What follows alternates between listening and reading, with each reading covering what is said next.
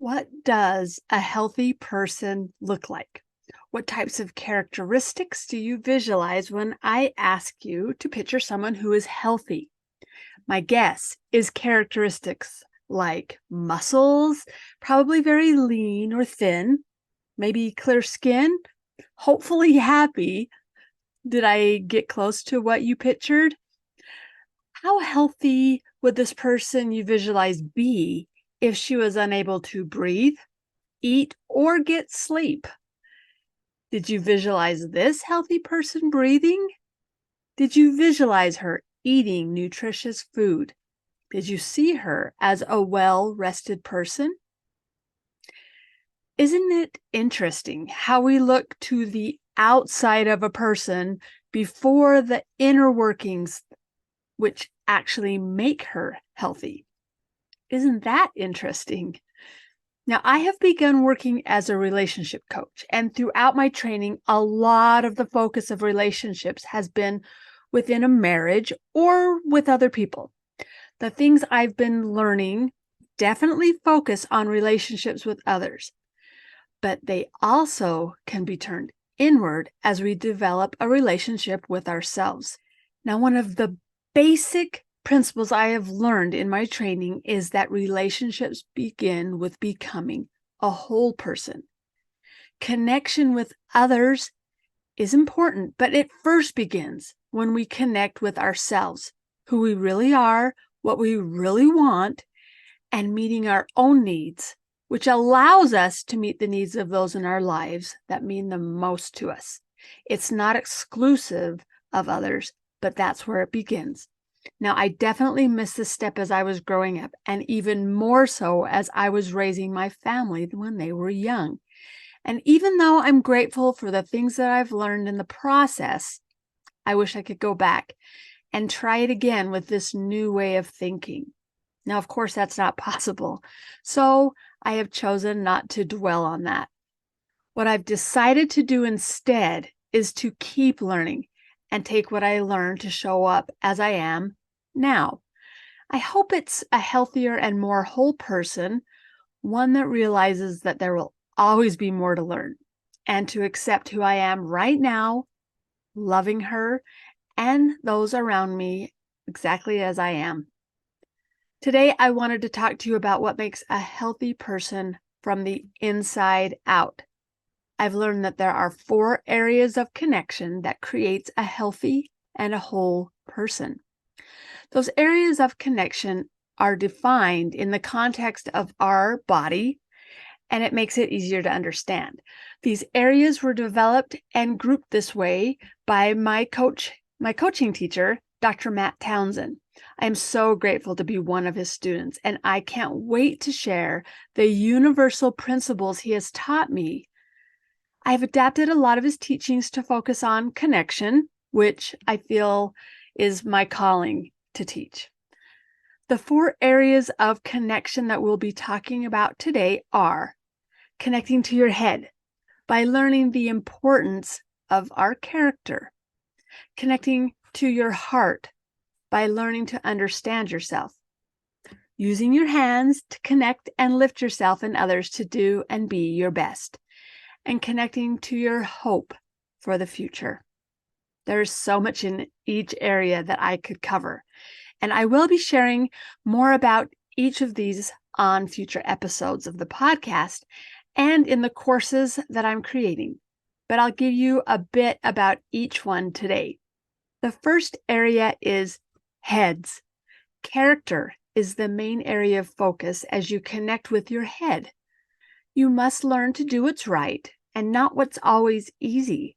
You must decide that you're 100% in, even though that doesn't mean you'll do it perfectly, but that you're willing to keep trying, getting up again and again, and using your energy to do what you've decided, and to stop blaming others for when you fall short. The second area is hearts. When you begin connecting with who you are at your deepest and most vulnerable places, you'll show up differently. You have more compassion for what you're going through, but don't let yourself off the hook. That's why you must develop character first, so you can be okay with not being perfect, but also to understand why you didn't do what you had set out to do. Compassion for mistakes and lovingly picking yourself up and encouraging yourself to keep going. That's in your heart. Next is hands. Connection happens here when you are a good friend to yourself, a trusted companion. We all have basic needs that must be met. And we'll go into these in the next episode of the podcast even more, but here they are just for our information now. So our basic needs are safety, trust, appreciation, respect, validation, encouragement, and dedication. These are the needs that every person on the earth must have to thrive. When you can't give these basic needs to yourself, how can you begin to help others develop them? Quite simply, you can't.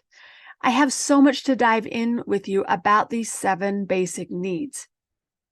But for today, let's just start by paying attention more to how you're fulfilling these needs for yourself. Just start paying attention.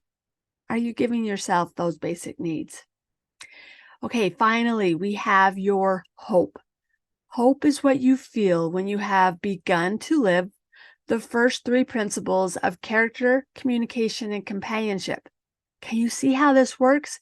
You meet each need so that you're able to meet the next one, and that's what gives you hope. When you decide that you are committed to learning, growing, and getting all in with the relationship you have with yourself, that's when improvement really begins. When everything begins to change, you begin to feel committed to learning, living, and changing, and then you feel more motivation and energy towards growing. It's like this whole circle.